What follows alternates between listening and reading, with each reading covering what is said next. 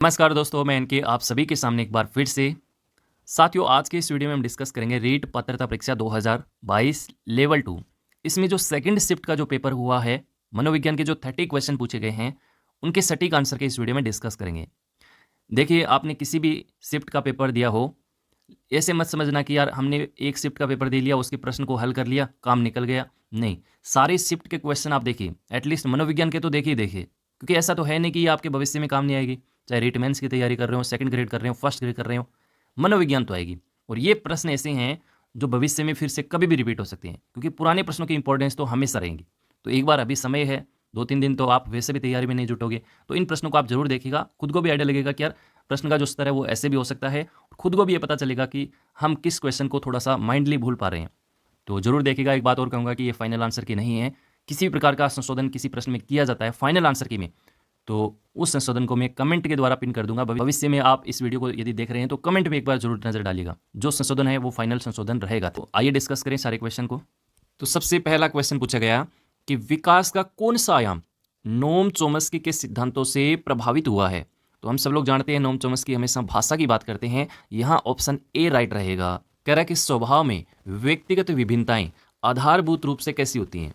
पहला है अधिगमित यानी लर्न, दूसरा है आपका जन्मजात, तीसरा है आपका अधिग्रहित यानी एक्वायर्ड, और चौथा आपका सांस्कृतिक यानी आपका कल्चरल।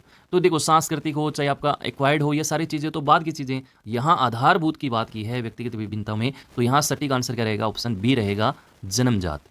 क्वेश्चन संख्या 3 कह रहा है कि किसने व्यक्तित्व के किसी भी सिद्धांत को प्रतिपादित नहीं किया है। यहाँ बात किसकी हो रही है? व्यक्तित्व की हो रही है, पर्सनैलिटी की हो रही है। तो यहाँ देखेंगे, पहला है देखो बी एफ स्किनर, दूसरा है आपका आल्पोर्ट, एक आपका सिगमंड फ्राइड, एक आपका रेमंड वी केटल। तो यहाँ देखो तीनों, आल्पोर्ट हो, फ्राइड हो, आपका केटल हो, इन्होंने व्यक्तित्व के बारे में लिखा है, इनके सिद्धांत भी हम पढ़ते हैं। लेकिन बी एफ स्किनर, इन्होंने व्यक्तित्व के किसी प्रकार के सिद्धांत को प्रतिपादित नहीं किया। ऑप्शन ए यहाँ राइट आंसर रहेगा। कि मुर्रे और मॉर्गन द्वारा कौन सा परीक्षण निर्मित किया गया था? और मैंने आपको कहा था मॉर्गन और मुर्रे, 2 बार एम आ रहा है तो 2 बार टी आएगा, वही रहेगा TAT परीक्षण। तो यहाँ राइट आंसर क्या रहेगा? आपका थियोमेटिक एप्रिसिएशन टेस्ट, यानी ऑप्शन सी यहाँ पे सही आंसर रहेगा। नेक्स्ट देखिए क्वेश्चन संख्या 5 कह रहा है कि एक बालक की वृद्धि से कौन सा कारक संबंधित नहीं है। ग्रोथ की बात की है, कौन सा ग्रोथ से रिलेटेड नहीं है। पहला है देखो पोषण यानी न्यूट्रिशन। देखो ये तो सही बात है, ये तो सब लोग जानते हैं। अच्छा आप पोषण दोगे बच्चे को तो उसकी ग्रोथ जल्दी होगी, अच्छी होगी, बेहतर होगी। दूसरा है देखो स्वास्थ्य, ये भी प्रभावित करता है। अब मानसिक रूप से कमजोर हैं तो ग्रोथ तो रुकेगी। इसके बाद एक ऑप्शन है आपका अधिवास। अधिवास का मतलब आपका जो निवास स्थान है, आप जहां रहते हैं या जिस परिवेश में रहते हैं, या मैं ऐसे कहता हूं कि जिस वातावरण में रहते हैं, क्या वो ग्रोथ को प्रभावित करता है? बिल्कुल करता है। कहीं समस्या नहीं है कि वृद्धि से कनेक्टेड है क्या? बिल्कुल कनेक्टेड है। आप अच्छे वातावरण में रह रहे हैं तो ग्रोथ अच्छी होगी, और वातावरण आपके अनुकूल नहीं है तो कहीं ना कहीं उसका असर आपकी ग्रोथ पे पड़ेगा। इसका मतलब यहाँ पे पोषण, स्वास्थ्य, अधिवास, इन तीनों में तो कहीं समस्या नहीं है। आपका निंद्रा, तो कहीं ना कहीं ये भी आपकी ग्रोथ से जुड़ा हुआ है। आप अच्छी नींद ले रहे हैं या आप प्रॉपर नींद नहीं ले रहे हैं तो उसका असर भी आपके जो स्वास्थ्य है, शारीरिक पक्ष है, उस पर कहीं ना कहीं देखने को मिलता है। लेकिन इन तीनों की तुलना में, जैसे पोषण है, स्वास्थ्य है, अधिवास है, इन तीनों की तुलना में ये वाला थोड़ा कमजोर है। लेकिन उन तीनों में तो कोई दिक्कत नहीं है। फिर भी हम इस क्वेश्चन के लिए स्टार मार्क कर रहे हैं। फाइनल आंसर की में जो आंसर रहेगा बोर्ड का, उसको हम सही मानेंगे। कौन सा परीक्षण बुद्धिमत्ता का संस्कृति मुक्त अवाचिक परीक्षण है? और मैंने आपको कहा था वाचिक, अवाचिक, शाब्दिक, अशाब्दिक, सामूहिक, व्यक्तिगत, इन सबको पढ़ के जाना है।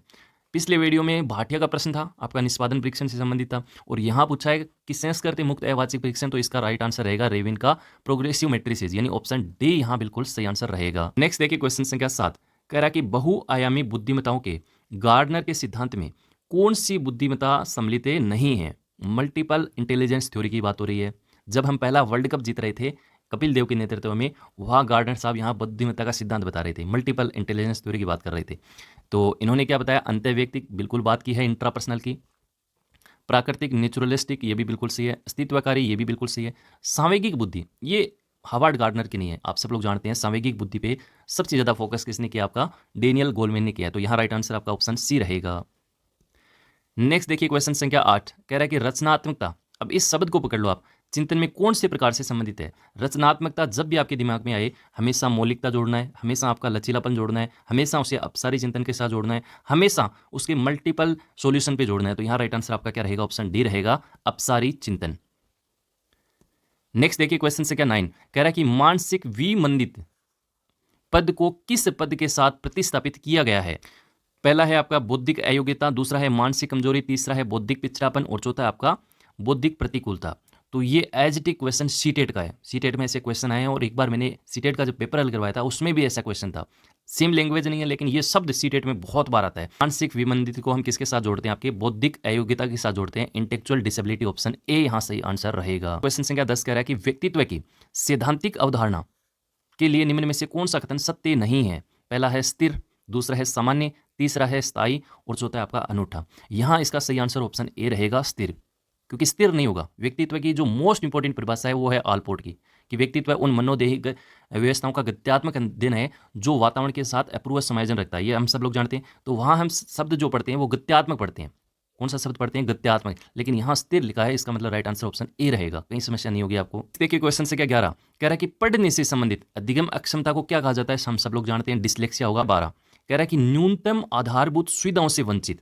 गौर से पढ़ना, यहाँ न्यूनतम आधारभूत सुविधाओं से वंचित, जो एक बालक को सुविधाएं मिलनी चाहिए, न्यूनतम, मिनिमम, सबसे मिनिमम, और आधारभूत यानी एक प्रकार से हम कह सकते हैं कि ये तो एक बच्चे की प्राइमरी चीज़ें होती हैं। तो उनसे वंचित बालकों को निम्न रूप से किसे वर्गीकृत किया जा सकता है? ऐसे बच्चों को क्या कह सकते हैं हम? तो कईयों ने यहाँ पे पिछड़े बालक किया। तो पिछड़े बालक कैसे होगा? पिछड़े बालक तो वो होते हैं जो किन्हीं कारणों से पिछड़ जाते हैं, अपने सामान्य जो बालक हैं उनकी तुलना में वो पेश नहीं कर पाते हैं। तो उनके तो कई कारण हो सकते हैं, लेकिन यहाँ तो ये कह रहा है कि न्यूनतम आधारभूत सुविधाओं से वंचित है वो बालक। तो ऐसे बालक को हम क्या कहेंगे?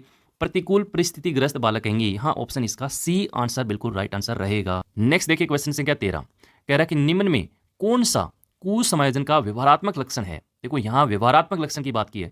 पहला है आक्रामक, दूसरा है आपका चिंता, तीसरा है असुरक्षा और चौथा आपका उदासीनता। बिल्कुल सही आंसर इसका ऑप्शन ए रहेगा, आक्रामकता, अग्रेसिव। ये आपका राइट आंसर रहेगा क्वेश्चन संख्या 13 में। क्वेश्चन संख्या 14 कह रहा है कि विशेष आवश्यकताओं वाले बालकों के साथ, देखो इस बात पे गौर करना, स्पेशल नीड चाइल्ड की यहाँ बात हो रही है, कौन सी विधि प्रत्यक्ष रूप से संबंधित नहीं है? जो नहीं है वो हमें बताना है। पहला है आपका पाठ्यक्रम का विभिन्नीकरण, यानी जो आपका कैरिकुलम है वो स्पेशल नीड चाइल्ड के लिए आप उसमें डाइवर्सिटी रखेंगे, तो कहीं ना कहीं ये बिल्कुल ठीक रहेगा। एक ऑप्शन आपका भिन्न शिक्षण विधियां, आपका जो टीचिंग मेथड है वो थोड़ा आप डिफरेंट करके देखो, तो ये भी बिल्कुल सही बात है। एक है आपका विशेष गतिविधियों के लिए प्रशिक्षण, यानी आप स्पेशल एक्टिविटीज़ करवा रहे हो, ट्रेनिंग दे रहे हो, स्पेशल नीड जहाँ जरूरत है, तो ये भी बिल्कुल कहीं ना कहीं ठीक है। एक ऑप्शन में आपकी दे रखा है खेल कूद, यहाँ तक तो कोई दिक्कत नहीं है, लेकिन आगे लिखा है कि अतिरिक्त पाठ्यक्रम गतिविधियों का विकास किया जाए। यहाँ एक्स्ट्रा चीज़ें दे रहे हो। एक्स्ट्रा चीज़ें हमेशा प्रतिभाशाली के लिए की जाती है। मैंने कहा था रीड 2012 में एक क्वेश्चन भी आया था कि जो संवर्धन कार्यक्रम होते हैं वो हमेशा प्रतिभाशाली बालकों के लिए रहते हैं। तो यहाँ इसका राइट आंसर ऑप्शन बी रहेगा। आप कभी भी विशेष आवश्यकता वाले बालक हैं उसके लिए अतिरिक्त पाठ्यक्रम, ये तो कहीं ऑप्शन जचेगा ही नहीं। ऑप्शन बी यहाँ इसका सही आंसर रहेगा। कह रहा है कि पावलोव के द्वारा प्रतिपादित शास्त्रीय अनुबंधन सिद्धांत अधिगम को निम्न द्वारा हम समझते हैं। पहला है पुनर्बलन, स्किनर करेंगे, अनुकरण बांडुरा करते हैं, अंतर्दृष्टि कोहलर बात करते हैं, साहचर्य संबंध स्थापित कर लेना। यहाँ पे ऑप्शन बी सही आंसर रहेगा, कहीं सोचने की आवश्यकता नहीं है। क्वेश्चन संख्या 16 कह रहा है कि निम्न में से कौन सी बालकों के लिए अधिगम प्रक्रिया का पार्ट नहीं है, लर्निंग प्रोसेस का पार्ट नहीं है? बैक टू बैक मेरा ये तीसरा थर्ड सॉल्यूशन है और ये तीसरा क्वेश्चन है। ऐसा प्रश्न हर पेपर में आया है लर्निंग प्रोसेस से संबंधित। पहला आपका रिफ्लेक्शन यानी प्रतिबिंब, दूसरा है आपका आर्गुमेंट यानी तर्क, तीसरा है आपका कल्पना यानी इमेजिनेशन और चौथा आपका परिपक्वता। तो ये देखो सीधा पड़ा है, ये तीनों तो एक ही चीज़ें रिलेट कर रहे हैं। तर्क है तो आपकी कल्पना भी है, कल्पना है तो आपका प्रतिबिंब भी है। सारी एक प्रकार से मानसिक चीज़ें हैं, मानसिक क्रियाओं से संबंधित है। लेकिन परिपक्वता हो, बीमारी हो, इनके कारण तो व्यवहार में जो परिवर्तन आता है उसको तो हम अधिगम कहते ही नहीं है। हालांकि अधिगम में सहायक जरूर है परिपक्वता, लेकिन पार्ट हम इसको नहीं बोलेंगे। तो यहाँ इसका राइट आंसर ऑप्शन सी रहेगा। कह रहा है कि अधिगम में पुरस्कार और दंड की अवधारणा किसके द्वारा प्रतिपादित की गई है? एडवर्ड ली थॉर्नडाइक, कोहलर वकोफ, तीसरा है स्किनर, चौथा आपका बंडूरा। तो देखो काम में तो लगभग सभी लेते हैं। बंडूरा ने भी जब बोबोडोल का प्रयोग किया था तो छोटे बच्चों को पुरस्कार भी दिया था, दंड करके भी देखा था, उनके व्यवहार को देखा था, और इसीलिए उनका सिद्धांत सामाजिक व्यवहार का सिद्धांत, यानी समाज में बालक दूसरों के व्यवहार को देखकर सीखता है। तो मेन जो कॉन्सेप्ट है इसका वो बी एफ स्किनर के साथ जाएगा। यहाँ हम ऑप्शन सी करेंगे, और ऐसा का ऐसा क्वेश्चन एक बार पहले भी पूछा जा चुका है रेट में, तो यहाँ इसका राइट आंसर ऑप्शन सी रहेगा। 18 कह रहा है कि अधिगम की अवधारणा के लिए निम्न में से कौन सा कथन सत्य नहीं है? सत्य नहीं है वो बताना है। पहला है देखो अधिगम व्यवहार में परिवर्तन है, बिल्कुल सही बात है। अपेक्षाकृत रूप से स्थायी अंतर परिलक्षित होता है, ठीक है। अधिगम अभ्यास द्वारा प्रभावित होता है, बिल्कुल ठीक बात है। अधिगम एक जन्मजात प्रक्रिया है, यही समझ जाओ कि ये ऑप्शन थोड़ा अलग है और गलत भी है। अधिगम क्या है? अर्जित प्रक्रिया है, जन्मजात इसको नहीं कहेंगे। यहाँ ऑप्शन डी आंसर सही रहेगा। नेक्स्ट देखिए क्वेश्चन संख्या 19, शिक्षा में अवधारणा मानचित्र यानी कॉन्सेप्ट मैपिंग की बात हो रही है। किसके द्वारा सुझावित किया गया था। सिलेबस में अलग से मेंशन कर रखा है ये बिंदु, और इसमें मोटा मोटी देखें तो इसका जो प्रतिपादक है वही पूछा जाता है, तो याद रखिएगा वो ऑप्शन डी रहेगा, Joseph D Novak. Option question संख्या 20 कह रहा है कि शिक्षण का कौन सा प्रकार शिक्षण के उद्देश्यों पर आधारित नहीं है। तो ब्लूम की जो टेक्सोनोमी है उसमें हम 3 चीज़ें पढ़ते हैं, 3 डोमेन की हम बात करते हैं। पहला कोग्निटिव, एक आपका अफेक्टिव, एक आपका साइकोमोटर। तो यहाँ डिस्क्रिप्टिव जो टीचिंग है उसका कोई मतलब नहीं है, तो यहाँ राइट आंसर ऑप्शन बी रहेगा। नहीं पूछा है तो ऑप्शन बी बिल्कुल सही आंसर रहेगा। क्वेश्चन संख्या 21 कह रहा है कि नैसर्गिकता के विचारों की सूची के एकत्रण के द्वारा विशिष्ट समस्या के समाधान की समूह रचनात्मकता विधि को क्या कहा जाता है। सीधा फैक्चुअल क्वेश्चन है, ब्रेनस्टॉर्मिंग स्ट्रेटेजी रहेगा। ऑप्शन ए यहाँ पे बिल्कुल सही आंसर रहेगा। देखिए क्वेश्चन संख्या 22 कह रहा है कि कक्षा अधिगम में अभिप्रेरणा की भूमिका किस प्रक्रिया से प्रत्यक्ष रूप से संबंधित नहीं है। यानी यहाँ बात रोल ऑफ मोटिवेशन की हो रही है, यहाँ बात क्लासरूम लर्निंग की हो रही है, और यहाँ बात डायरेक्टली रिलेटेड से हो रही है। यानी कौन सी एक ऐसी चीज़ है, आप क्लास में बच्चे को मोटिवेशन दे रहे हैं तो कौन सा ऐसा पार्ट है जो डायरेक्टली यानी प्रत्यक्ष रूप से संबंधित नहीं है। पहला आपका प्रगति और परिणाम का ज्ञान यानी नॉलेज ऑफ प्रोग्रेस, तो ये तो इससे रिलेटेड है। प्रशंसा और आलोचना, आप बच्चे को प्रशंसा करके भी और ज़्यादा बेहतर बना सकते हैं, आलोचना करके भी जो बुरी आदतें हैं उनको आप छुड़ा सकते हैं, तो कहीं ना कहीं वांछित व्यवहार में ये भी उपयोगी है। लेवल ऑफ एस्पायरेशन, आकांक्षा स्तर, ये भी बिल्कुल सही है। तो यहाँ इसका राइट आंसर ऑप्शन बी रहेगा, अंतर व्यक्तिक समायोजन यानी आपका इंटरपर्सनल एडजस्टमेंट, ये इससे प्रत्यक्ष रूप से संबंधित नहीं है। ऑप्शन बी यहाँ राइट आंसर रहेगा। क्वेश्चन संख्या 23 कह रहा है कि राष्ट्रीय पाठ्यचर्या रूपरेखा 2005 का मुख्य दर्शन क्या है। तो हम सब लोग जानते हैं लर्निंग विदाउट बर्डन रहेगा। ऑप्शन बी यहाँ बिल्कुल सही आंसर रहेगा, बिना बोझ के शिक्षा। नेक्स्ट देखिए क्वेश्चन संख्या 24 कह रहा है कि आरटी 2009 के लिए निम्न में से कौन सा कथन सत्य नहीं है। जो गलत है वो हमें बताना है। पहला देखो 6 से 14 वर्ष के प्रत्येक बालक के लिए निःशुल्क एवं अनिवार्य शिक्षा, ये बात तो बिल्कुल सही है, 6 से 14 की बात करेगा। विद्यालय प्रबंधन समिति यानी एसएमसी धारा 21 हम पढ़ते हैं, ये भी बात बिल्कुल सही है। प्राथमिक शिक्षा के लिए राष्ट्रीय आयोग गठन, हम सब लोग जानते हैं राष्ट्रीय सलाहकार समितियां बनी हैं। और डी है आपका अध्यापक के लिए प्रति सप्ताह न्यूनतम 60 घंटों तक का कार्य, नहीं 60 नहीं होगा 45 घंटे होंगे, और उसमें भी तैयारी के जो नियम हैं, तैयारी की जो एक्टिविटियां हैं, अदर एक्टिविटियां हैं, वो भी इसमें शामिल हैं। तो यहाँ इसका राइट आंसर ऑप्शन डी रहेगा, कहीं आपको समस्या नहीं होनी चाहिए। नेक्स्ट देखिए क्वेश्चन संख्या 25 कह रहा है कि शिक्षा में क्रियात्मक अनुसंधान यानी एक्शन रिसर्च के विकास में किसने योगदान नहीं दिया है। पहला ऑप्शन है कुर्ट लेविन, जिन्होंने फील्ड थ्योरी दी थी, और इन्होंने तो समाज के क्षेत्र में क्रियात्मक अनुसंधान का प्रयोग किया था, ये तो रिलेट करते हैं। बी आर बंकिगम, ये भी बिल्कुल सही है, इन्होंने एक पुस्तक भी लिखी है इस पे। स्टीफन कोरे, शिक्षा के क्षेत्र में तो इन्हीं का बड़ा योगदान है। स्टीफन एम कोवे, ये इससे रिलेटेड नहीं है, तो यहाँ इसका राइट आंसर ऑप्शन सी रहेगा।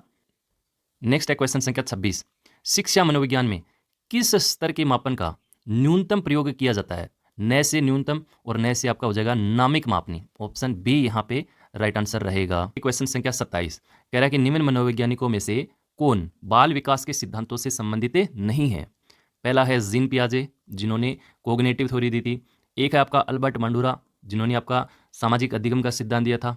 लेव वाइगोत्स्की, सामाजिक संस्कृति की बात की थी। और एक आपका अब्राहिम मेस्लो, तो अब्राहिम मेस्लो भी कहीं ना कहीं मानवतावाद का सिद्धांत से जुड़े हुए हैं। इसके साथ ही आवश्यकता पदानुक्रमिक सिद्धांत है, तो कहीं ना कहीं बाल विकास के सिद्धांतों से तो ये चारों ही जुड़े हुए हैं। अब देखना पड़ेगा कि बोर्ड इसका आंसर क्या मानेगा। हालांकि आपने ऑप्शन बी करके आए होंगे, क्योंकि ये सिद्धांत तो आप मोटे तौर पर पढ़ते ही हैं बाल विकास से संबंधित।